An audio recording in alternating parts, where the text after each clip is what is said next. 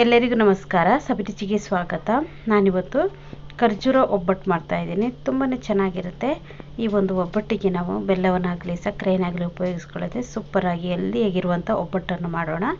ಬನ್ನಿ ಅದು ಹೇಗೆ ಮಾಡೋದು ಅಂತ ನೋಡೋಣ. ಅದಕ್ಕಿಂತ ಮುಂಚೆ ನೀವು ನಮ್ಮ ಚಾನಲ್ಗೆ ಹೊಸಬ್ರಾಗಿದ್ದರೆ ಇವಾಗಲೇ ನೀವು ಸಬ್ಸ್ಕ್ರೈಬ್ ಮಾಡಿ, ಪಕ್ಕದಲ್ಲಿರುವ ಬೆಲ್ ಐಕಾನ್ ಕೂಡ ಪ್ರೆಸ್ ಮಾಡಿ. ಅದು ಹೇಗೆ ಮಾಡೋದು ಅಂತ ನೋಡೋಣ. ಮೊದಲಿಗೆ ಒಂದು ಮಿಕ್ಸಿಂಗ್ ಬೌಲ್ ತಗೊಂಡಿದ್ದೀನಿ. ಅದಕ್ಕೆ ನಾನು 1 ಕಪ್ ಆಗುವಷ್ಟು ಗೋಧಿ ಹಿಟ್ಟನ್ನು ಹಾಕ್ಕೊಂಡಿದ್ದೀನಿ. ಇಲ್ಲಿ ನಾನು ಇದಕ್ಕೆ 1 ಚಿಟಿಕೆ ಆಗುವಷ್ಟು ಉಪ್ಪನ್ನು ಕೂಡ ಇಲ್ಲಿ ಸೇರಿಸ್ಕೊಂಡಿದ್ದೀನಿ.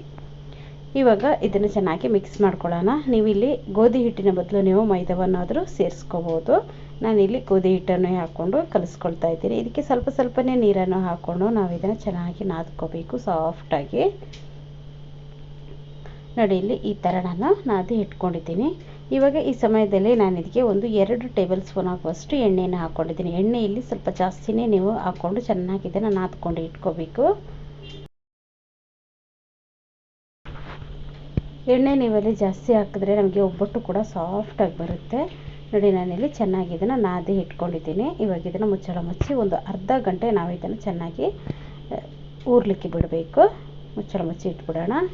ಸ್ಟವ್ ಮೇಲೆ ಒಂದು ಬಾಣಲೆಯನ್ನು ಇಟ್ಕೊಂಡಿದ್ದೀನಿ. ಅದಕ್ಕೆ ನಾನೊಂದು 15 ಖರ್ಜೂರವನ್ನು ತಗೊಂಡಿದ್ದೀನಿ. ನೋಡಿ, ಖರ್ಜೂರದ ಬೀಜವನ್ನು ತೆಗೆದು ಈ ಥರ ಕಟ್ ಮಾಡಿ ಇಟ್ಕೊಂಡಿದ್ದೀನಿ.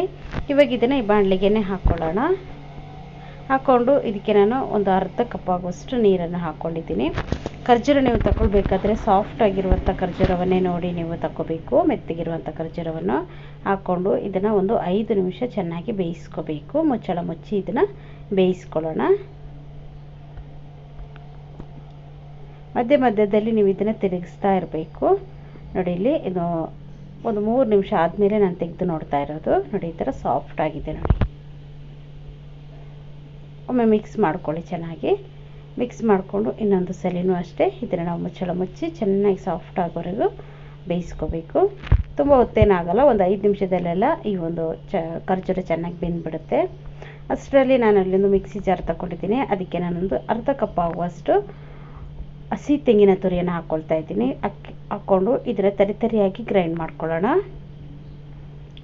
ನೋಡಿ, ಇಲ್ಲಿ ಈ ಥರ ನೀರನ್ನು ಹಾಕ್ಕೊಳ್ಳೋದೆ ಈ ಥರ ತರಿಯಾಗಿ ಗ್ರೈಂಡ್ ಮಾಡ್ಕೊಂಡಿದ್ದೀನಿ. ನೋಡಿ, ಇವಾಗ ಇಲ್ಲಿ ನಮಗೆ ಖರ್ಜೂರ ಚೆನ್ನಾಗಿ ಬೆಂದಿದೆ. ನೋಡಿ, ತುಂಬಾ ಸಾಫ್ಟಾಗಿ ಇಲ್ಲಿ ಖರ್ಜೂರ ಬೆಂದಿದೆ.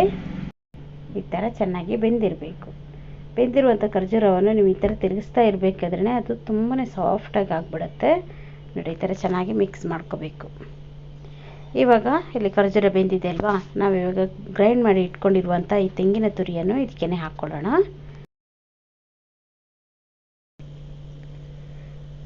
ತೆಂಗಿನ ತುರಿಯನ್ನು ಹಾಕೊಂಡ್ಮೇಲೆ ಇದನ್ನು ಚೆನ್ನಾಗಿ ಮಿಕ್ಸ್ ಮಾಡ್ಕೋಬೇಕು. ನಿಮಗೆ ಇಲ್ಲಿ ಹಸಿ ತೆಂಗಿನಕಾಯಿ ಇಷ್ಟ ಇಲ್ಲ ಅಂದರೆ ನೀವು ಇಲ್ಲಿ ಒಣ ಕೊಬ್ಬರಿಯನ್ನು ಕೂಡ ತುರಿದು ಅದನ್ನು ಕೂಡ ಇಲ್ಲಿ ನೀವು ಸೇರಿಸ್ಕೋಬಹುದು. ನೋಡಿ, ಇದನ್ನು ಚೆನ್ನಾಗಿ ಮಿಕ್ಸ್ ಮಾಡ್ಕೊಳ್ಳೋಣ. ಈ ಖರ್ಜೂರ ತೆಂಗಿನಕಾಯಿ ಎಲ್ಲ ಚೆನ್ನಾಗಿ ಮಿಕ್ಸ್ ಆಗಬೇಕು. ಈ ಸಮಯದಲ್ಲಿ ನೀವು ಉರಿಯನ್ನು ಮಾತ್ರ ಸಿಮ್ಮಲ್ಲಿ ಇಟ್ಕೊಂಡೇ ಮಾಡಿ, ಇಲ್ಲಾಂದರೆ ಬೇಗನೆ ಸೀದೋಗ್ಬಿಡುತ್ತೆ. ಅದಕ್ಕೆ ಸಿಮ್ಮಲ್ಲಿ ಇಟ್ಕೊಂಡು ನೀವು ಇದನ್ನು ಮಾಡ್ಕೋಬೇಕು. 1 ನಿಮಿಷ ಇದನ್ನು ಚೆನ್ನಾಗಿ ಮಿಕ್ಸ್ ಮಾಡಿಕೊಂಡ್ರೆ ಸಾಕು. ಮಿಕ್ಸ್ ಮಾಡ್ಕೊಂಡಾದ್ಮೇಲೆ ಇದು ನೋಡಿ ಈ ಥರ ಬರುತ್ತೆ. ನೋಡಿ, ಇವಾಗ ಇದು ರೆಡಿಯಾಗಿದೆ. ತಣ್ಣಗಾಗಲಿಕ್ಕೆ ಇಟ್ಬಿಡೋಣ. ಇವಾಗ ಇಲ್ಲೊಂದು ಅರ್ಧ ಗಂಟೆ ನಾನಿಲ್ಲಿ ಹಿಟ್ಟನ್ನು ನಾದಿ ಇಟ್ಕೊಂಡಿದ್ದೀನಲ್ಲ, ಅದನ್ನು ಚೆನ್ನಾಗಿ ಇನ್ನೊಂದ್ಸಲಿ ಚೆನ್ನಾಗಿ ನಾದ್ಕೋಬೇಕು. ನೋಡಿ, ಇಲ್ಲಿ ಚೆನ್ನಾಗಿ ನಾದ್ಕೊಂಡಿದ್ದೀನಿ. ಇವಾಗ ಇಲ್ಲಿ ಚಿಕ್ಕ ಉಂಡೆಗಳನ್ನಾಗಿ ತಗೊಳ್ಳೋಣ.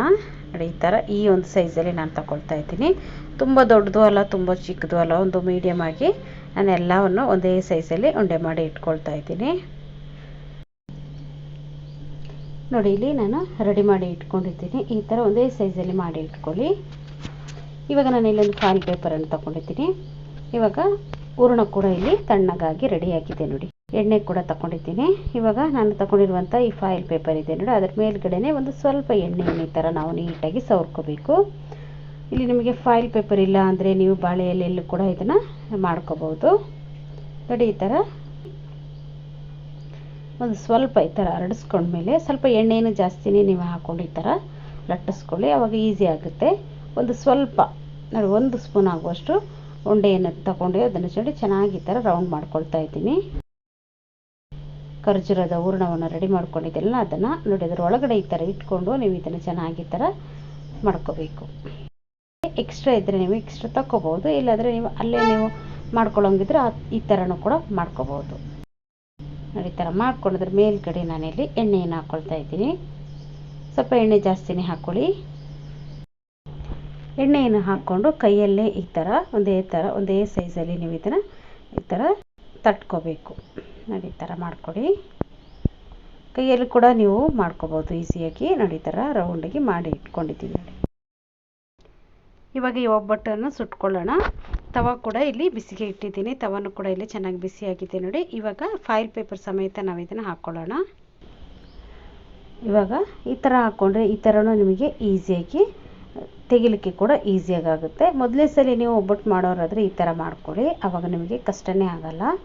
ಒಂದು ಸೈಡು ಸ್ವಲ್ಪ ಫ್ರೈ ಆದಮೇಲೆ ಇದನ್ನು ತಿರುಗಿಸಿ ಇನ್ನೊಂದು ಸೈಡು ಕೂಡ ಇದೇ ಥರ ಫ್ರೈ ಮಾಡ್ಕೋಬೇಕು. ಮೇಲ್ಗಡೆಯಿಂದ ಸ್ವಲ್ಪ ತುಪ್ಪವನ್ನು ನಾನಿಲ್ಲಿ ಸೇರಿಸ್ಕೊಳ್ತಾ ಇದ್ದೀನಿ. ತುಪ್ಪವನ್ನು ಹಾಕ್ಕೊಂಡು ಎಲ್ಲ ಕಡೆ ಸವರ್ಕೊಳ್ಳಿ ಚೆನ್ನಾಗಿ. ಈ ಥರ ಎರಡು ಸೈಡು ಚೆನ್ನಾಗಿ ತುಪ್ಪವನ್ನು ಹಾಕ್ಕೊಂಡು ಎರಡು ಸೈಡು ಚೆನ್ನಾಗಿ ಬೇಯಿಸ್ಕೊಳ್ಳಿ. ನೋಡಿ ಈ ಥರ ಆಗಿದೆ. ಇವಾಗ ಇದನ್ನು ಪ್ಲೇಟಲ್ಲಿ ತೆಗೆದಿಟ್ಕೊಂಡ್ಬಿಡೋಣ. ಇವಾಗ ನಾನಿಲ್ಲಿ ಲಟ್ಟಣಿಗಿಂದ ಲಟ್ಟಿಸಿ ಕೂಡ ನಿಮಗೆ ಮಾಡಿ ತೋರಿಸ್ತೀನಿ. ಕ್ಲೀನಾಗಿ ಇದನ್ನು ಮಾಡಿಕೊಂಡು ಎಕ್ಸ್ಟ್ರಾ ಇರೋದನ್ನೆಲ್ಲ ಈ ಥರ ನೀವು ತೆಕ್ಕೊಂಬಿಡಿ. ತೆಕ್ಕೊಂಡು ಸ್ವಲ್ಪ ಕೈಗೆ ಎಲ್ಲ ಎಣ್ಣೆಯನ್ನು ಹಾಕ್ಕೊಂಡು ಚೆನ್ನಾಗಿ ಈ ಥರ ಪ್ರೆಸ್ ಮಾಡ್ಕೋಬೇಕು. ಆವಾಗ ನಮಗೆ ಹೂರಣ ಎಲ್ಲ ಕಡೆಯೂ ಹರಡ್ಕೊಳ್ಳುತ್ತೆ. ನೋಡಿ ಈ ಥರ ಲಟ್ಟಣಿಗೇನು ಸ್ವಲ್ಪ ಎಣ್ಣೆಯನ್ನು ಹಾಕ್ಕೊಂಡು ಈ ಥರ ನೀಟಾಗಿ ನಾವು ಚಪಾತಿಯನ್ನು ಲಟ್ಟಿಸ್ಕೊಳ್ತೀವಿ ನೋಡಿ, ಅದೇ ಥರ ಲಟ್ಟಿಸ್ಕೊಂಡ್ರಾಯ್ತು. ಆದರೆ ನಾವು ಹಿಟ್ಟು ಹಾಕೋ ಬದಲು ಇಲ್ಲಿ ಸ್ವಲ್ಪ ಎಣ್ಣೆಯನ್ನು ಹಾಕ್ಕೊಂಡು ನೀವು ಲಟ್ಟಿಸ್ಕೋಬೇಕು. ನೋಡಿ ಈ ಥರ ಶೇಪ್ ಸ್ವಲ್ಪ ಹೋಯ್ತು ಅಂದರೆ ಕೈಯಲ್ಲಿ ನೋಡಿ ಈ ಥರ ಅದನ್ನು ಶೇಪ್ ಮಾಡಿಕೊಂಡ್ರೆ ರೌಂಡಾಗಿ ಬರುತ್ತೆ. ನೋಡಿ ಇವಾಗ ಇದನ್ನು ಸುಟ್ಕೊಳ್ಳೋಣ. ಬಿಸಿಯಾಗಿರುವಂಥ ತವದ ಮೇಲೆ ಹಾಕ್ಕೊಂಡಿದ್ದೀನಿ. ಹಾಕ್ಕೊಂಡು ಎರಡು ಸೈಡು ಚೆನ್ನಾಗಿ ಫ್ರೈ ಮಾಡ್ಕೋಬೇಕು. ಮೇಲ್ಗಡೆಯಿಂದ ಸ್ವಲ್ಪ ತುಪ್ಪವನ್ನು ಹಾಕ್ಕೊಂಡಿದ್ದೀನಿ. ಎರಡು ಸೈಡು ಚೆನ್ನಾಗಿ ಫ್ರೈ ಮಾಡ್ಕೋಬೇಕು. ತುಂಬಾ ರುಚಿಯಾಗಿರುತ್ತೆ. ಹೆಲ್ತ್ಗೂ ಕೂಡ ನಮಗೆ ತುಂಬಾ ಒಳ್ಳೆಯದು. ಯಾಕೆಂದರೆ ನಾನಿಲ್ಲಿ ಮೈದಾವನ್ನು ಸೇರಿಸ್ಕೊಡ್ಲಿಲ್ಲ, ಗೋಧಿ ಹಿಟ್ಟಿನಿಂದ ಮಾಡಿರುವಂಥ ಖರ್ಜೂರದ ಒಬ್ಬಟ್ಟು ತುಂಬಾ ಚೆನ್ನಾಗಿರುತ್ತೆ. ಮಾಡೋದಂತೂ ತುಂಬಾ ಸುಲಭವಾಗಿ ಮಾಡ್ಕೋಬೋದು. ಈ ವಿಡಿಯೋ ನಿಮಗೆ ಇಷ್ಟ ಆಯ್ತಂದರೆ ಲೈಕ್ ಮಾಡಿ, ಶೇರ್ ಮಾಡಿ, ಸಬ್ಸ್ಕ್ರೈಬ್ ಮಾಡಿ. ವಿಡಿಯೋ ನೋಡಿದ್ದಕ್ಕಾಗಿ ಧನ್ಯವಾದಗಳು. ನಾನು ಸಬಿ.